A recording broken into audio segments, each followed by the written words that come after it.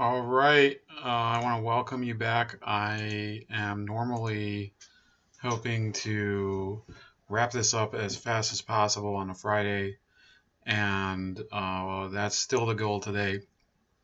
So, to start us off, we have been talking a lot about the Twitter censorship, and Twitter actually has performed decently well this week, which, that's the way the stock market works. It doesn't normally respond directly to the way that the world is going, but long-term ramifications may take longer than we know, right? But the idea that Twitter is doomed, I think we have to wait and see what's going to happen, right?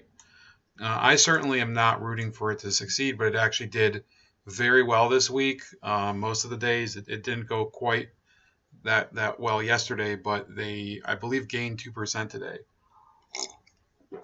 And for those of you that are going to be tired of me talking about Twitter stock, I agree that it's not the be all end all of what's going on today. We can't be complacent and hope that the market will just do the work for everyone else and they're doomed, right? My attitude, and this is something I'm going to try to reinforce today. I did write down some notes while preparing for this, things that I'm going to talk about today. But I think the common theme is that we have to, each individually, myself as a content creator, whether it's writing, whether it's creating videos, whatever the medium is, and you as the viewer, you at home doing whatever you're doing, we all have to focus on things that are within our power and not depend on rumors, on innuendo, on other people to do the work for us. And the theme today, if you see my background image, okay, I'm going to pull it to the front, is what to let go and what to hold on to. So whatever, maybe it's what to let go of, if you want to fix my title. But the bottom line is that the country is going through a dark period, and we're all going to experience negative ramifications for it. For some people, it'll be much worse than for others, because you no longer have, even if you never did have it, but you certainly have less so than before, a leadership that's responsible for the needs of the people who pay for it, right? We are living through a time when the average citizen's personal ability to influence the course of their nation is lower than it's ever been before, right? In modern history. Obviously, if you're someone who reads about medieval times, or you read about some of these countries where it's always been a top-down hierarchy and there's never been any place for citizen input. So I'm not saying that the world has never been at this dark of a place, but I am saying that you're going to see a lot of pain and a lot of misery as a result of it, right?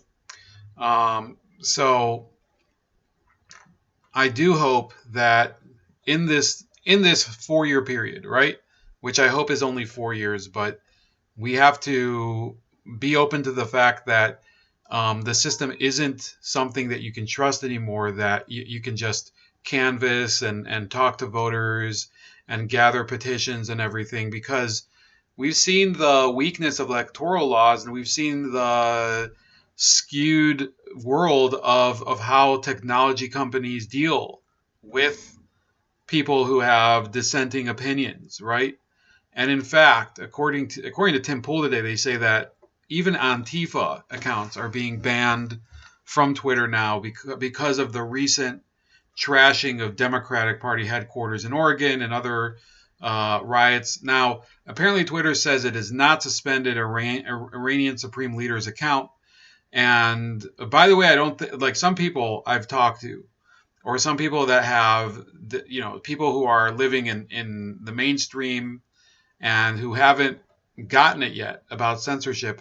There are people who are saying, well, I would understand if Twitter's terms of service were consistent and that they enforced it, and people like the Ayatollah for saying things that are blatantly incitement and anti or inciting or anti-Semitic or racist or things like that. I would they usually try to say if this was enforced consistently, I would support the Twitter censorship.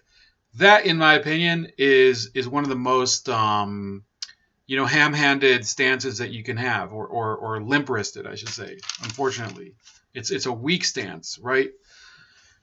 Because you're trying to say that, yes, you don't believe that hateful content should be hosted online. Therefore, you are fine with a tech company defining what hateful conduct is, and therefore deciding who gets excluded. So when you say that, well, I don't like it that these people are getting banned, but I want it to be consistent in these other people to get banned, why shouldn't those people then point to things that you have said and say, well, I think they should be consistent and ban you, right? So that's basically one of the issues that I think is very frustrating day to day when I hear this from multiple people.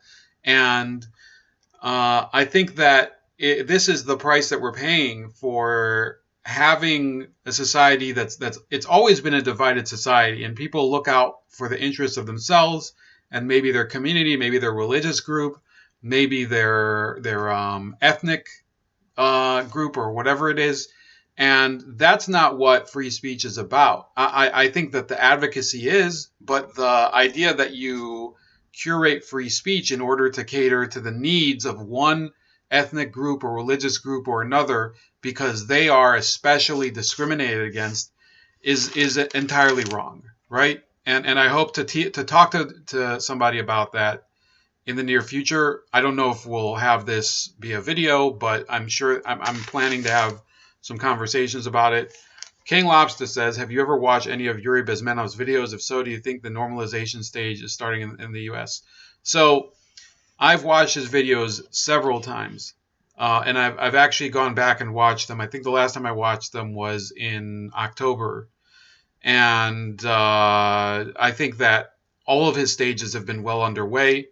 The demoralization stage obviously was something that we've experienced very recently, but sure, yeah, I think a lot of his observations, he wasn't specifically predicting that. Like, I think what he believed in his time. Let's not take this too far, but Yuri Bezmenov, if you look him up, thank you for bringing up King Lobster, but I can't go too long on this. But he was describing from the standpoint of a man who defected from the KGB, I think in the 1970s.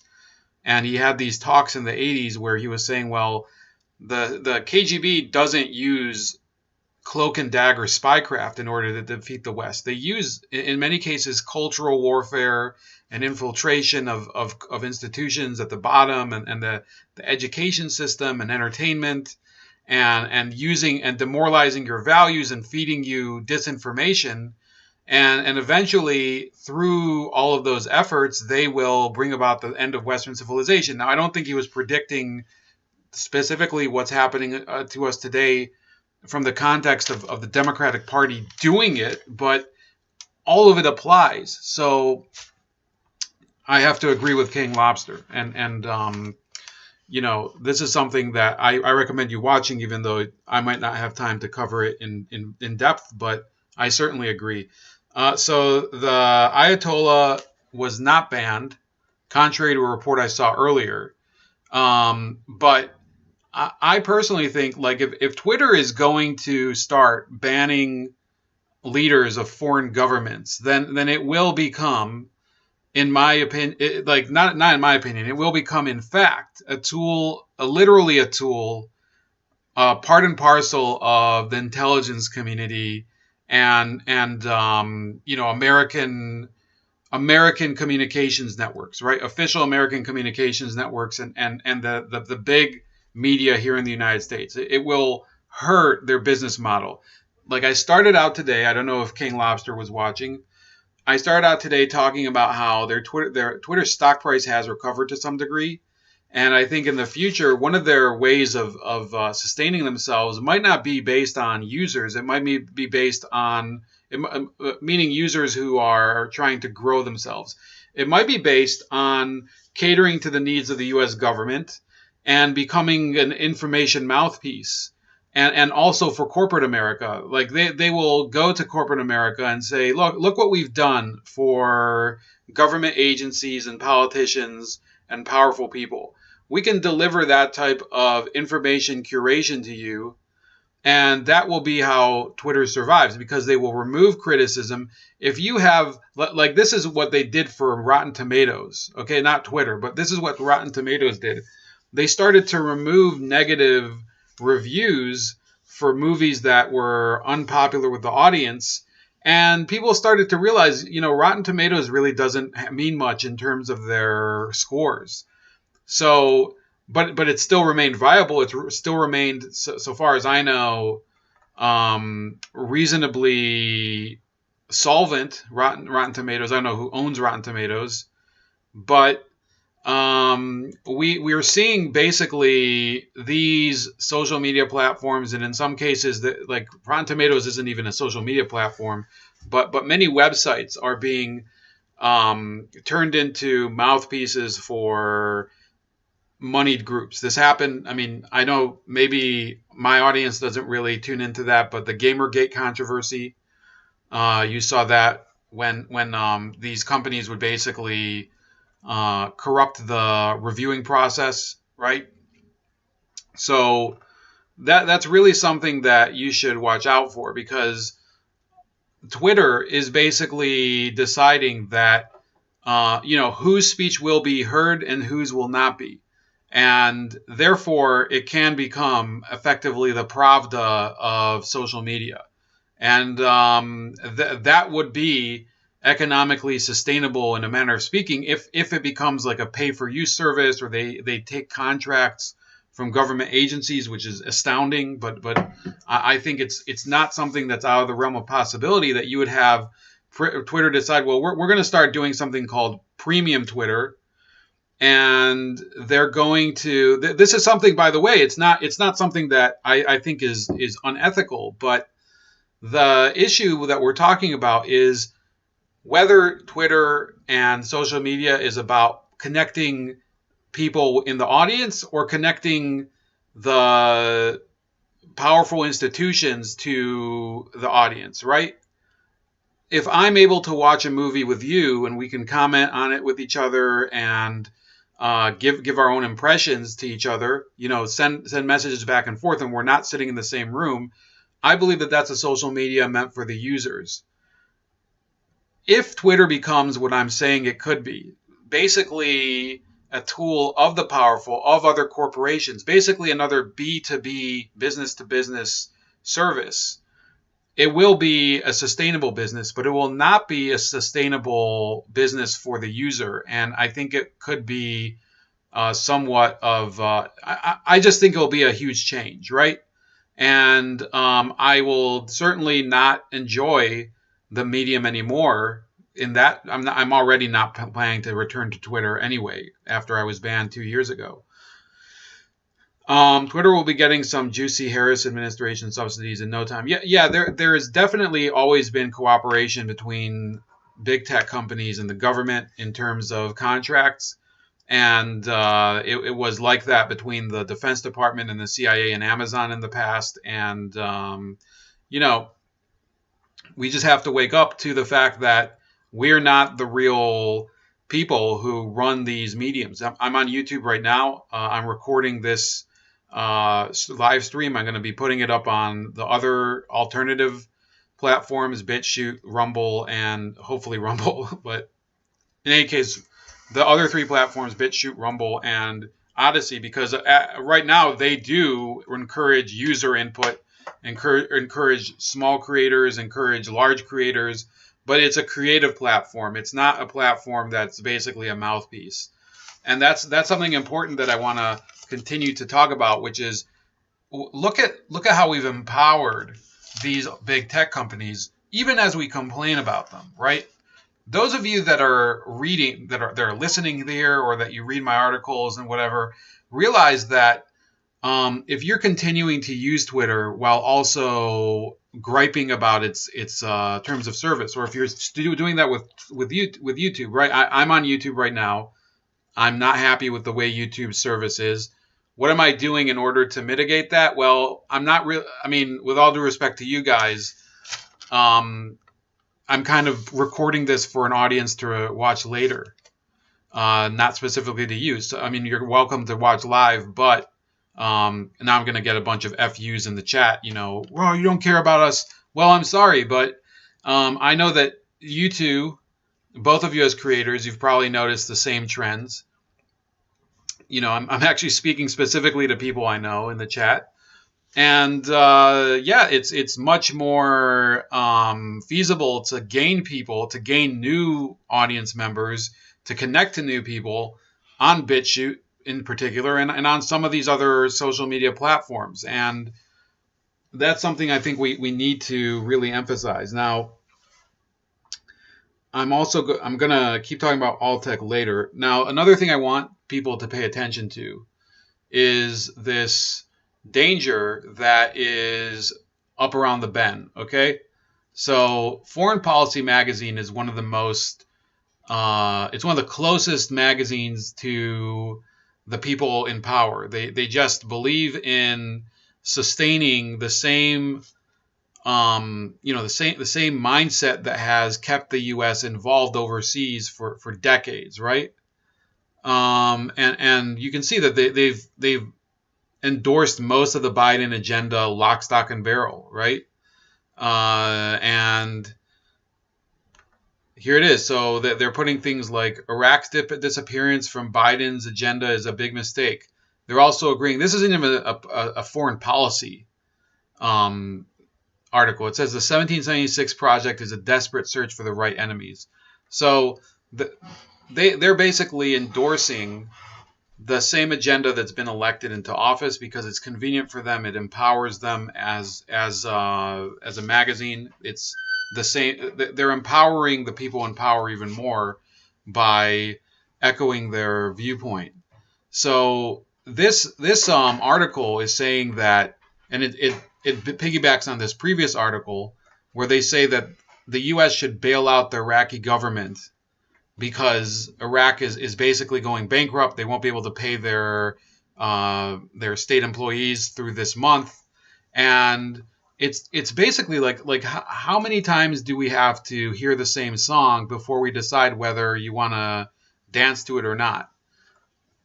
The U.S. has been involved in the Middle East, in Iraq, for 60 to 70 years, right? Since World War II. There were a few other things that we were involved in before that. Previously, it had been mostly a British and French and Russian theater where they had more influence. Now it's more the United States, Russia, and China. And over again, we see that the investment of U.S. Troops and capital and resources is just it just sunk into a lot of waste, right? You keep building and then rebuilding, and then you don't really get much out of it. And that's really the price that I feel we're going to pay as the world, as a country, that people are not going to talk about as much because the media is no longer skeptical about U.S. intervention in the Middle East, so long as it's the right person doing it, right? When it was President Bush, the media was correctly, in many cases, skeptical of it. They said, well, we need more proof, we need more evidence, we need more everything, etc. But once the bomb started falling in 2003, a lot of them piggybacked onto it and they said, oh, this is kind of cool. We're beating the shit out of Saddam and on all of that. That was it was a major mistake for them to give credit to the Bush administration at the time. They gave Obama a lot of passes for his policies over in Iraq and Afghanistan as president, including, by the way, I'm not going to leave him off the hook for how he withdrew from Iraq while ISIS was growing at the time. But We see here that there is an uptick in suicide bombings, apparently, at the moment. It doesn't say who's responsible for it.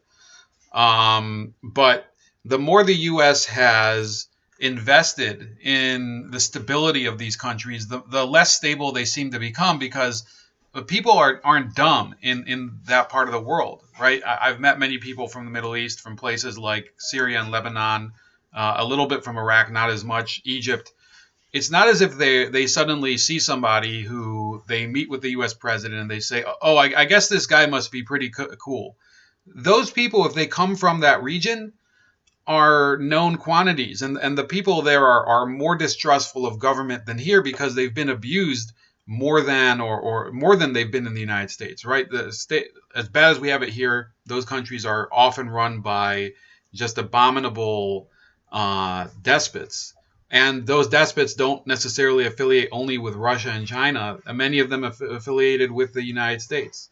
So if there's one thing that I can say about, something I want the Biden administration to positively go for, that I will support them for, is if they resist calls like this, which are to intervene more directly with Iraq and the Middle East, right?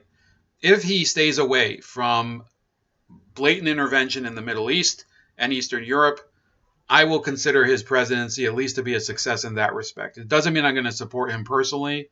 It doesn't mean I'm going to excuse other things he does, but it will be something to his credit. Am I confident that he's going to, fulfill that type of goal? No, not at all. And there's no reason to really trust him anymore. The other thing I wanted to touch on is that apparently there will be a Senate conviction trial for Donald Trump, and it is going to start. It's not going to start in a couple months. It's not going to start after Biden passes his domestic agenda. It technically is slated to start on Tuesday, unless Chuck Schumer, the new Senate Majority Leader, agrees to a request from his predecessor, Mitch McConnell, the Republican Senate Minority Leader, to delay the trial until a Trump legal team can get it together. So it is going to happen at some point. The Democrats are not bluffing. And if the Democrats vote to convict Donald Trump and remove him from office after he left office, yeah, you're going to see a lot of litigation over it. And I don't know what's going to happen, because you can't trust the courts anymore. But if it's overturned in the courts, and the courts say, well, first of all, he might not have had due process, and second of all, he's already out of office, you can't do this. I don't know what the Democrats are going to do after that. I think that the way that they're going about it in normal times would be a tremendous, tremendous mistake. Now, they're very much empowered, and they have very few. There's no checks and balances on the Democrats at the moment, apart from the Supreme Court, which they could overcome if they really wanted to push the envelope. They could simply pack the court. They do have the power to pack the court, something that I was talking about before the election. But here's a little clip from Chuck Schumer here. There will be a trial, and when that trial ends, senators will have to decide if they believe Donald John Trump incited the insurrection against the United States. So Chuck Schumer thinks that Donald Trump incited an insurrection. So I don't know what happened, if what happened on Capitol Hill gives him certain chills down his spine. I remember there was Chris Wallace, or not Chris Wallace, it might as well have been Chris Wallace at this point, but Chris Matthews, who used to be on MSNBC, said that Barack Obama's election created a thrill up his leg, which was a cringeworthy moment. Now, not to be alone, like Schumer's remark was echoed by Anderson Cooper here. Weeks ago, he did incite an insurrection on the Capitol. So yeah, there are two people who have said that Donald Trump has incited an erection at the Capitol. So that's very funny that in this time that they think is such a solemn and dangerous moment in American history that they're thinking of, their own personal, anatomy and things like that. So this is something that I think is going to be a very interesting part of the early Biden administration, which is that if Donald Trump is tried in the Senate and the Democrats decide, well, we're going to ram it through, we're not going to give a 2-week postponement, as Mitch McConnell said, to allow a Trump legal team to create a defense. I think, first of all, it could endanger their ability to convict, which wasn't terribly high. First of all, so it's not as if it's easy to convict a sitting president in the Senate on an impeachment charge, right? First of all, you need the 2/3 majority. The Democrats have 50%. They would need 17 Republicans to cross the floor and vote with them to convict Donald Trump. There could be some that would think about it, but I don't think they're going to get 17 of them. And many of them are already thinking, well, this isn't worth it. He's already out of office.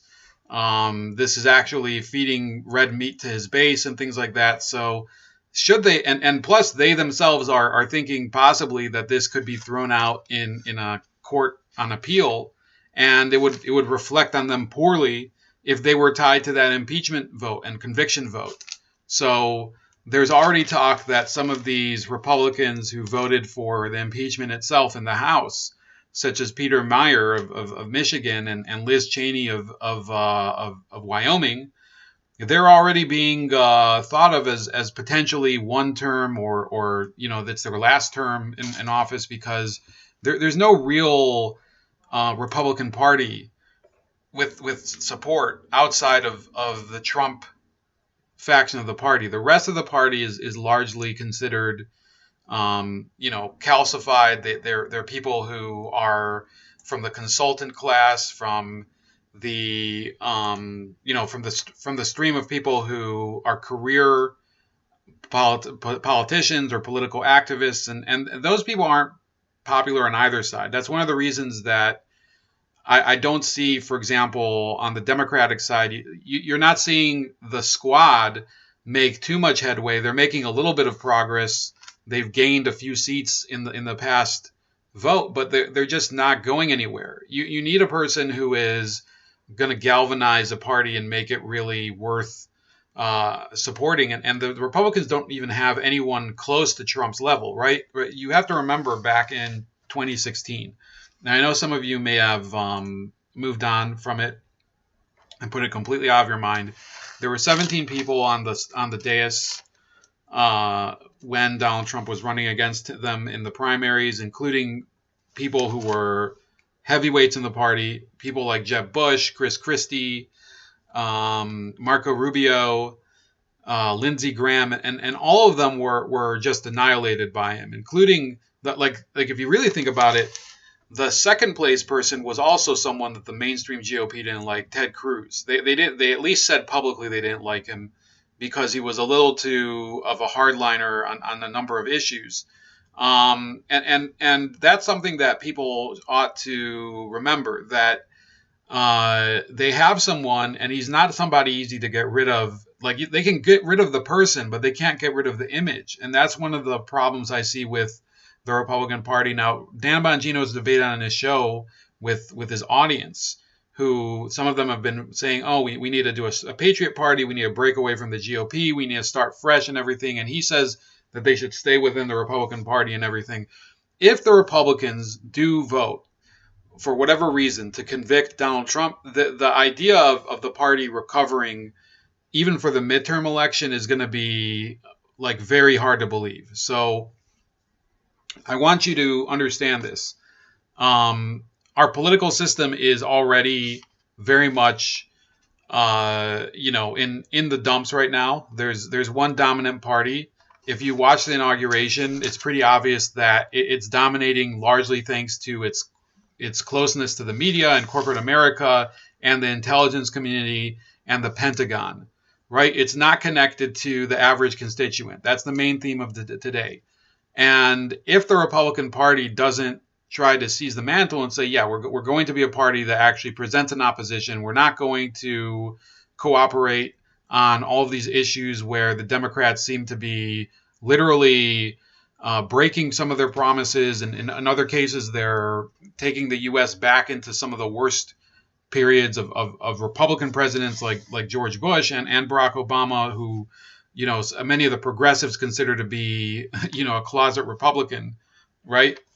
The GOP has a chance. They did have a chance if they wouldn't have apparently lobbied against the pardon of Assange. If they would have let that happen, and the Republican Party could have been identified with the ideas of freedom of speech and freedom of the press, they had an opportunity to completely circumvent the Democratic base, at least on some issues, because you are seeing some Democrats and people on the left being censored by Twitter and seeing themselves being erased from the corporate Democratic power structure because they won't go along with the program. And that would have been a great way to change the party. And it just isn't happening because they don't know how to think creatively. They're stuck in the old mindset, and they're probably still thinking that the best way to use power is to cooperate it, right? And the best way to be close to power is not to challenge it. And that's one of the problems with having someone like Mitch McConnell in charge of the Senate Republicans. Now, another thing, this is going to be the last theme I'm going to talk about. Apparently, there was a judgment today on Parler's lawsuit, right? Now, Donald Trump has been permabanned from Twitch as well, not just from YouTube. This is from January 20th. I personally was never a big fan of Twitch, even though I am like with YouTube. I think I'm streaming on Twitch right now. It's never been really a place that I've used much. But Parler apparently had their suit against Amazon dismissed. And I think that, first of all, it doesn't mean that Parler is gone forever, but I think that their decision to open up a new alt-tech website using conventional infrastructure, meaning they were using Cloudflare, they were using, and this is something Bongino talks about on his stream, because he's part of on his podcast. He's part of the managing investment group of Parler. So they were using Cloudflare for their defense against, for their DDoS protection. They were using AWS for all of their databasing, for their web storage, their servers. And they were using a number of other conventional services because they were more affordable, or because they had more infrastructure and everything. And they now know that it was a huge mistake. And they're not going to be able to rectify that mistake using a lawsuit. At least, maybe they're going to plan to appeal, but at what point do you start to realize that the deck is so stacked against you legally? Because the Republicans, judges appointed by Republicans, are also on the side of big tech monopolies and corporations. Because unfortunately, we have a mindset on the right that was a very entrenched mindset for so many years, which is that protecting private business, protecting corporations means defending capitalism. And the truth of the matter is that that's not the case. Okay. Defending capitalism means that you still have to address the fact that consumers need to be able to lodge complaints against some of these companies, right? It can't be a situation where, like you had in the 20s. I think it was in the 20s when they were doing the exposés on the slaughterhouse, right? I forget what the I think it's by John Updike. So I forget let me just look it up real quick. So there were these exposés about some of these. Let me see here. Upton Sinclair, I think I'm thinking of. So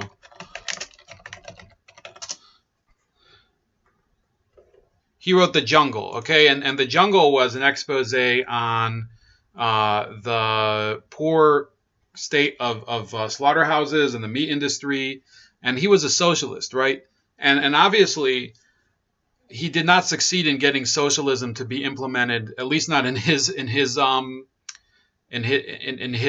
vision. But I mean, he lived to be 90 years old when he died, apparently. But he didn't get socialism, but he did see some of the changes to workplace protections implemented because of his muckraking journalism. And this was by no means a person on the right. So we have to embrace the fact that you cannot have change through the market if the market is literally dominated by one party or another. By party, I mean like corporations. So if you have Amazon pushing out competition, creating these vertical and in some cases horizontal monopolies, that's not the way that capitalism is supposed to work for the consumer. If you have these messaging apps, or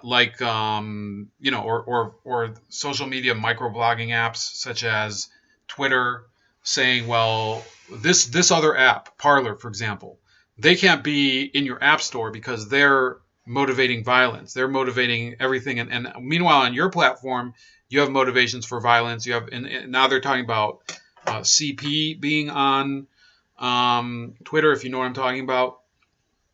A very big story that has been talked about the past couple of days. Those are the issues that consumers know.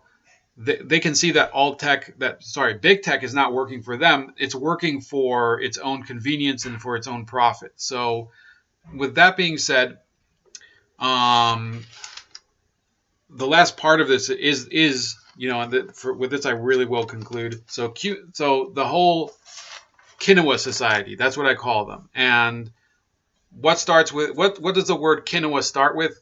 That's what I'm talking about, right? These people who they believe that they trust the plan and that we're going to see a military coup and military tribunals and all of that. Well, it's all come to an end. They do not have any sort of way forward. Now, there will always be people, and this is true of belief systems that are built on without evidence. They're beliefs without evidence are beliefs that are aimless, right? If you are someone who you believe in an irrational superstition, right, and there's always going to be a way to reinforce that superstition, then there's no way that people can come to you and tell you, look, this is kind of ridiculous. Why are you carrying around that rabbit's foot? Maybe grow up or something. Now, obviously, there's people who are they're mature people. They've grown up and they've lived their entire lives, and they have superstitions, and they're harmless superstitions. The Kinwa Society was not harmless for the people that believed in it, right? Because there were always people, and this is something I noticed when I first started to hear about it, right? The Kinwa people, the Kinwa anonymous people, if you're not getting the drift yet. So they were coming to the forefront in 2017. And I started to immediately notice that they were always hinting that, we have secret information, but it's not ready to come out yet, or we've seen the documents, or look at these clues from these messages and everything. And I see people like this, and it's multiple people. So if you're watching live now, or you're listening to me on replay or something, just know that I'm not specifically referring to one person or another. I mean, I have people who contact me online and tell me, watch out for this. I had a couple friends there was a guy last week or the week before that who was saying, this is the plan, Mike Pence is going to do, etc. and whatever. And they start to use things that, first of all, they're not able to cite where they're getting their information from, because they're literally getting it by word of mouth from someone else, either from a video on various different platforms. You could run the gamut of which platform, whether it's Twitter, whether it is Twitch, YouTube, TikTok, and I see it also on BitChute a lot. There's a lot of idiots on BitChute that believe in this, and now they're getting their medicine, because for all these years they've been promising stuff. People like Steve Pieczenik, and they can't deliver the goods because there were no goods. It's basically been a hustle the entire time.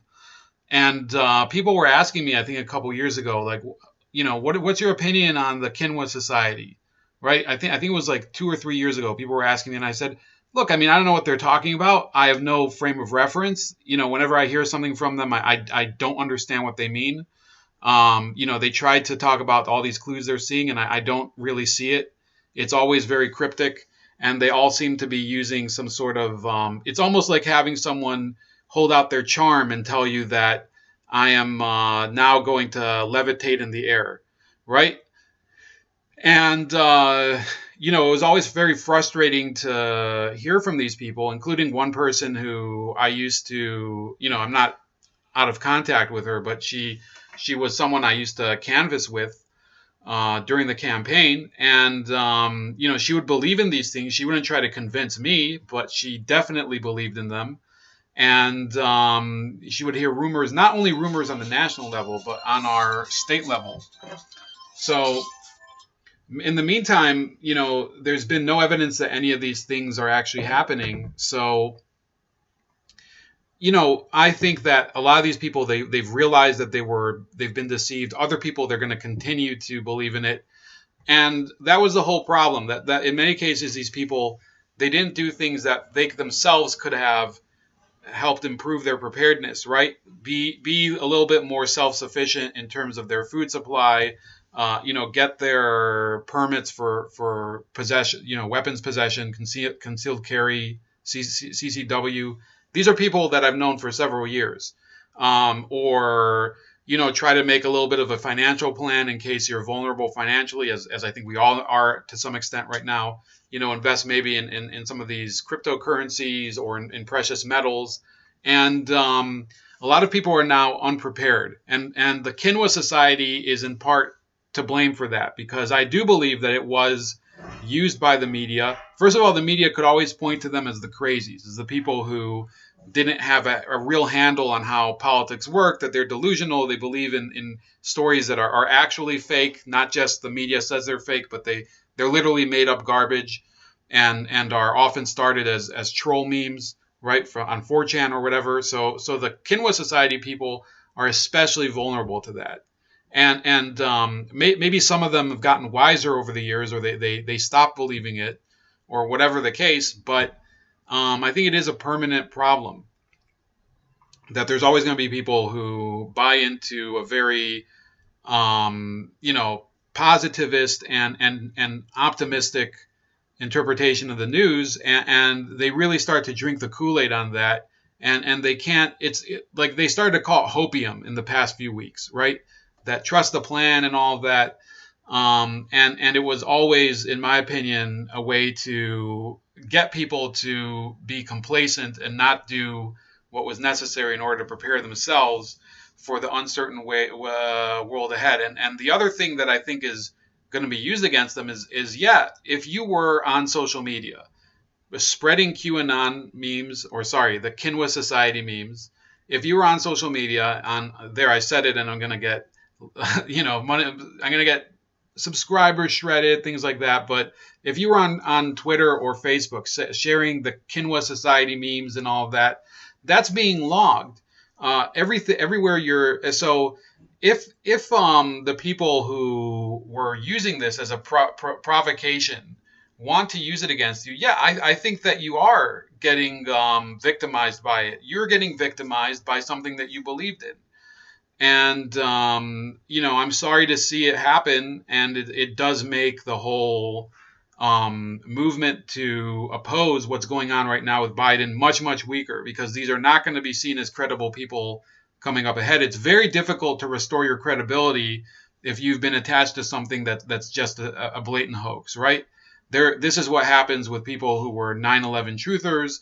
This is what happens to the people who we're talking all about, the crisis actors, right? This doesn't detract from maybe some questions that people have about events, but once you get obsessed with something and can't make a coherent case for it, guess what? Your credibility gets nuked.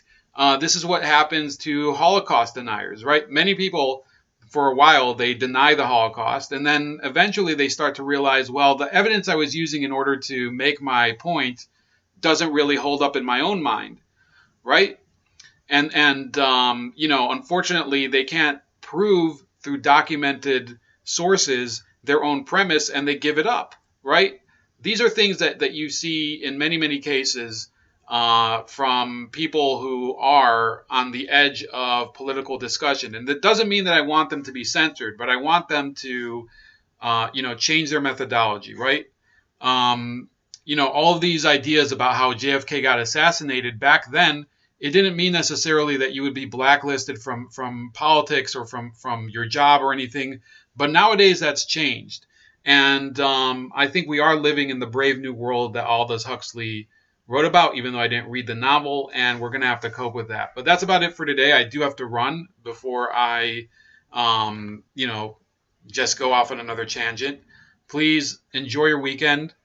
Try to read a book. Try to figure out some other things you want to do, things besides watch the news. Maybe listen to some music, go to a farmer's market if you want, and just tune out a little.